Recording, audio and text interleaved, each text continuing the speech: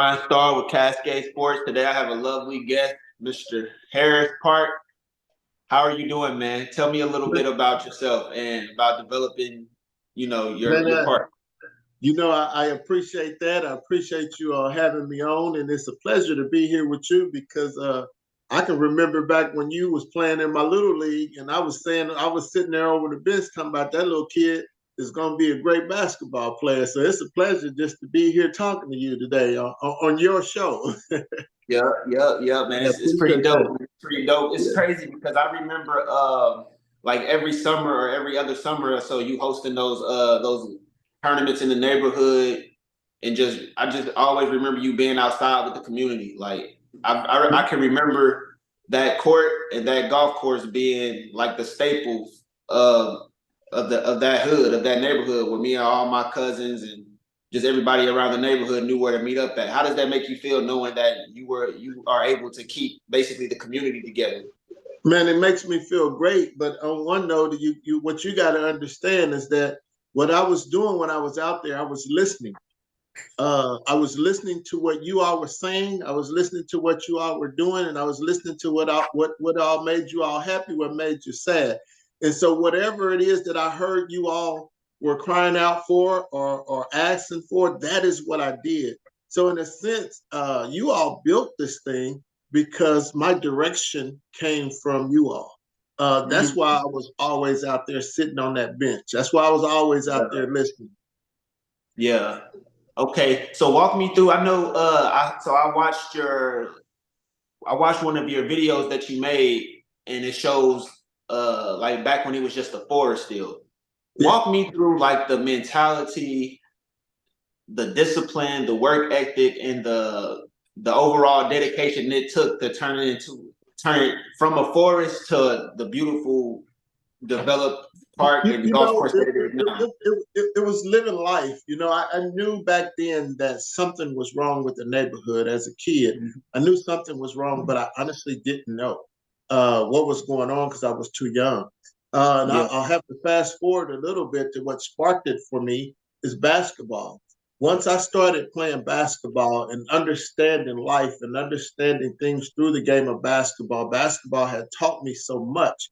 It made me realize that, hey, I understand what's wrong with the neighborhood. There's no discipline, there's no cleanliness, there's no things being done on time. It was just so much that basketball taught me. It's like if I step on that out of bounds line and I'm just on there an inch, you're out of bounds. And then Yeah. that translated into the neighborhood because the neighborhood was blighted. And that made me Right. understand that the neighborhood was out of bounds. So what I had Mhm. to do is make sure that I didn't step on that line. Because if you're stepping on the free throw line when you're shooting a free throw, there's problems. If you step on that 3 point line, just an inch, there's problems. So what I did is I just wanted to install some discipline within the neighborhood by using those same boundaries that I learned in the game of basketball. And that's Yeah. how I translated it. Yeah. It became easy for me. Yeah, I noticed you keep the field and you keep the court very, very clean. Let's talk about how the golf course came about because we can understand why the basketball court came in, seeing that you were a professional basketball player for a while and you was able to do that. So the basketball court makes sense. Where did the idea come for you to turn the other side into a golf course? Well, it was all sports. Again, it came from a kid. I think he was probably about 8 years old. And he asked me, uh, was I going to do baseball? And I was like, well, I don't know. He said, well, everybody don't like basketball. So at that point, when Right. that kid asked me that question, I knew then that I was going to do all sports. And also, I knew that golf was the best way to beautify a neighborhood and also bring Mhm. something into our neighborhood that otherwise we don't have. When you look at basketball, we always had basketball courts and we always Right. excelled. Right. You look Uh-huh. how good we excelled in basketball, but we didn't have a golf course. But now these kids get to wake up every morning, put their shoes on, and go out there and have options. Then we got a Mhm. running track out there, we got a playground out there, we got golf out there, we got basketball out there, we got weightlifting out there. Now they have options to get up and put their shoes on and go outside and experience different things that we didn't have when I was growing up. And I think it's cool because I was one of the ones that's fortunate enough to see it get built step by step. So I was there before the playground where it was just the court. Then I was there when you added the court, and then slowly but surely I saw you adding in the different things for the golf course. And it's amazing to see what it is now today, because I see you've hosted many different events. Like you have the basketball tournament that we touched on. You also have is it a Porsche or a Ferrari club? Like the car club? Corvette club. Talk to us about some of the events that you hosting up there at this park. They're huge. See, those events are only 5% of what I want to do. See, I use all those events. Wow, 5%. But it's only 5%. See, I'm gonna break it down to you for some of the things that you may not even know that you participated in. So we want to use sports, all those sports in the cars. It's only 5% to draw people. But the real test is when you got up at 5 o'clock in the morning and came out there with the rest of those young guys and cut the grass. See, the 95 is 5% sports and it's 95 educational. See, not only do people not understand exactly what we're doing, we're installing in things in you and a lot of other teenagers or young adults. And even now, you get up and you come help cut the grass in the mornings. You help pick up the trash in the morning. So now we're installing things from generation to generation to come. And that's what we're all about. I love those car shows. I love those basketball tournaments. I love those golf tournaments. But we got young men getting up at 5 o'clock in the morning, cleaning up our neighborhood. You see what I mean? And I ain't trying to throw you on the bus, but it was a couple times that you were late. You know I'm not having that. You know I'm not having that. So those are other things that I'm installing. And not only will I not have it from you, I didn't have it for any of them, and I stayed on them. We got so many people, so many young adults and young men coming out there helping us clean up this community. So we need a good 30 years of that. Now we're going to start changing things. You know, those basketball tournaments, man, they are fun. Those are entryway for me to learn and to introduce myself to people, and we just keep growing from there. Mm-hmm. As you know, I still have little cousins that live around there. You know, the little knuckleheads that you have to chase around and make sure you keep an eye out on, man. So I know that they appreciate those events. Like, I was just talking to my uncle not too long ago, and he was telling me how his sons participate. I think their team won. Yes. So it's like the talk of the town. It's like that's like our family talks about that, and it's like a big accolade for us. So I just want to say thank you and congratulations on all your success. Is there anything that you would like to tell the people to look forward to? Any events going on at the park this up and coming spring? You know, we still have our golf tournaments coming. We have golf for kids. We have our basketball coming. We have our cheerleading program for the young ladies are coming. Cheerleading, is that something new? Not to cut you off, is cheerleading new? No, that's been there for a while as well. And we're doing the same thing. We're using any sport that we possibly can to bring everybody in to educate them. And to speak about those gentlemen, your cousins, man, they're going to be one to reckon with because them kids are good. They are all of them. They all are good. And we're going to keep pushing and pushing them. And, you know, when I go out there, I used to ask them that, you know, hey, I'll give you a couple dollars to help me pick up the trash. See, now, oh, no, Mr. Harris, we don't need it. We got it. They're coming to pick up the trash before I even ask them to. So now, not only did we get your generation, now we're getting your cousin's generation. Now we're getting their father coming out there doing it. And this thing is just continuing to grow. Yeah, I'll tell you, Brian, we have, real quickly, we 30 years in. It took us 100 years to get this mindset of not taking care of our neighborhood. But we're going to use sports. And I'm hoping this thing with the continuing of you pushing like you pushing and the next generation pushing like that they're pushing. I need another 100 years of this to happen so that we can change our mindset of change that generation, change that mindset of that we can have nice things in our neighborhood and that we can lead those things in our neighborhood. Okay, yeah, I definitely feel that, and I can see the change, man. That's big. So, pro basketball player turned community activist. what are some other things that you would label yourself or title yourself as you're still becoming this, I guess, mogul? Man, you know what? I would like to say inspirational. Everything I do, I want to try to inspire people as well as myself to keep on pushing to clean up our neighborhood. Not only are we just making the neighborhood beautiful, we are attempting to make the mindset of our people in the neighborhood and make them beautiful. The people outside of our neighborhood coming in, when they leave with a different impression about our neighborhood. You know, we're trying to bring in houses. We're going to do some triplex. Yes, yes. We're going to Talk to bring me in some about the housing triplexes. project. So, Yes. so what our goal is to build triplexes and to have a young man like yourself, hey, buy this triplex and you rent these other two out, and those two that you rent out will pay for yours.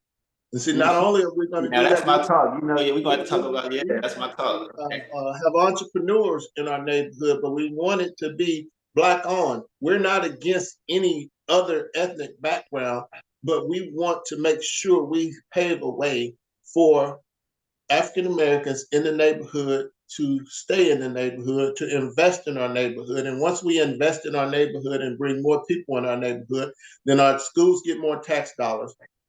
Our schools get better. We can get better gyms for our schools, get better education for our kids.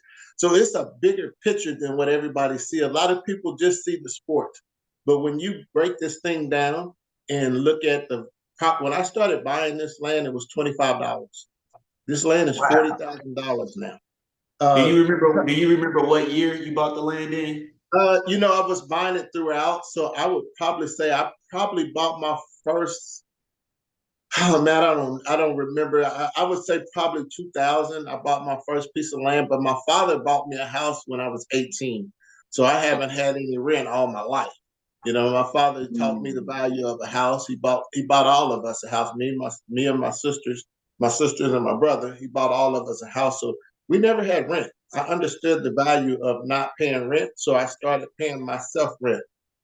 But my Yeah. father buying me that house and me paying myself rent was the key of me having enough money to start the Harris Park because Yeah. I could pay myself rent and I can invest in myself. That was the key for me. And what I'm trying to do is get us individuals to invest in ourselves so that we can make it easier for us all to help clean our neighborhood up. Okay. Okay. Yeah, I definitely feel that, and I agree with everything you said as far as basically passing it down and keeping it like not discriminating against any other races, but just making sure that we put ours on and making sure that we're in good positions and that we're taken care of. I can respect that. Absolutely. Are there any other parks in different locations that you're thinking about developing or anything like that? Well, I have a gentleman in Detroit that I am mentoring because he wants to recreate this. Park and Recs in Milwaukee. I'm talking to someone up there. They want to recreate this. So what I want to use this for, I want to use this as a blueprint so that it could go into every urban neighborhood throughout the United States, so we can make a difference and use this as a platform, and we can clean up our neighborhoods all over and show them opportunity where we can just uh, not be accustomed to blight. You know, as I was growing up, I was accustomed to blight. But if I can, the kids that have been there for the last 30 years that are accustomed to this, and if we can do this for another 30 years, to put 60 years of them being accustomed to beautiful green space, we're going to change some things. We're going to change some things in life for a lot of generations, and we want to continue to keep building that. So that's what the goal is to continue building that mindset of having beautiful things for our kids, our adults, people outside our neighborhood, just anybody in our neighborhood. So we want to keep that going. Well, you definitely cemented your name into the pavement, man. Kansas City knows who you are. The neighborhood knows who you are. My family knows who you are. You're doing a hell of a job in the community, man. Are there any sponsors or special investors or anybody that you would like to mention or shout out or give appreciation to? Absolutely. A gentleman named Brad Epstein. He was there from the beginning. Young lady by the name of Sheila Ward from Pepsi. Kurt Frank. His name is down here on the YMCA building now. They named it after his family. He has just been outstanding. Is this It's the a great. YMCA? Is this the YMCA in the 30, like in the 30s next to Central? No, it's the YMCA downtown, the big one that's downtown that they just Okay, okay. rebuilt. I know which one They you're talking named it about. after his family. I have Okay. another doctor that's out of St. Louis. His name is what is it? Man, I'm blanking names out, but it's a doctor out of St. Yeah. Louis that just has been outstanding. The Health Forward Foundation has been outstanding, and it's been so many more that are coming together and help us clean this neighborhood up, man. So I don't want to miss any of my sponsors, but I have a lot of sponsors that are putting their name on the line to help this thing grow. And what I have to do is continue. Foremost, man, what I really want you to understand is that it's the people. It's the people like yourself that come through the program that are respecting the program and allowing me to do what I do, because I don't care how many of I got to make sure I say the right words. I don't know however these sponsors come through. If these young men that's in No. do not fall in line and respect this thing wouldn't go. This thing has to be respected by the people in the neighborhood, and they're taking ownership of it, and they are just as big by doing the things that they are as the sponsors. So it's a collaboration from all of them, from the sponsors Mhm. and the people in the neighborhood. And I would have to tell you that I couldn't have made it without either one. Well, yeah, it's a good thing that they seen your vision and was willing to invest in it. But it makes it easy when they see that you're actually physically out there with us cleaning up the field and cutting the grass. There hasn't been a time where I've showed up to work at 5 in the morning and you weren't there physically putting in Mhm. work. So I believe that makes it easier for people to want to say, "Hey, I believe in this guy's vision. I believe in this guy's dream. Let's help it, manifest." So I guess that's more just a pat on the back for yourself, man. That's amazing, and we're proud of you. And what the work that you're doing is more than necessary, and it was long overdue. So congratulations on that, man. Is there anything else that you would like to say about Harris Park or any other big events you got coming up? Just thank you for the opportunity to be here to continue spreading this word. I feel very honored right now. So I just want to keep spreading this word and want you to continue to spread this word for us, because it's going to take us all. Harris Park is built from all of us. It's not just me, it's all of us. So the words I want to do is say thank you and keep spreading the word, man. Keep putting opportunities out there for everyone to grow.